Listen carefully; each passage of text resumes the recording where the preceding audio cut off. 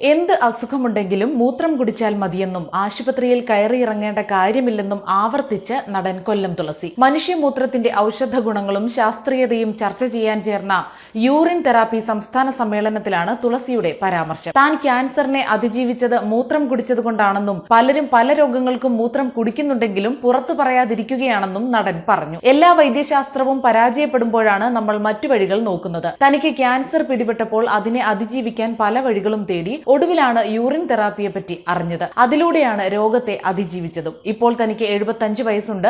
ഇനി ഒരു 25 വർഷം കൂടി ജീവിക്കണമെന്നാണ് തന്റെ ആഗ്രഹമെന്നും കൊല്ലം തുളസി പറഞ്ഞു. എന്ത് അസുഖത്തിനും തനിക്ക് രക്ഷകനായി മൂത്രമുണ്ട്. ഇതിന് വലിയ ആശുപത്രിയിൽ പോവുകയോ ഡോക്ടറെ കാണുകയോ മെഡിക്കൽ സ്റ്റോറിൽ പോവുകയോ ഒന്നും വേണ്ട, മറിച്ച് മൂത്രം കുടിച്ചാൽ മതി. താൻ ഇക്കാര്യം ഉറക്കെ പറയുന്നതിന് വളരെ മ്ലേച്ഛമായ തെറികൾ കേൾക്കേണ്ടി വന്നിട്ടുണ്ട്. തന്റെ മൂത്രം താൻ കുടിക്കുന്നതിനാണ് താൻ ഈ തെറി കേൾക്കുന്നതെന്നും കൊല്ലം തുളസി പറഞ്ഞു.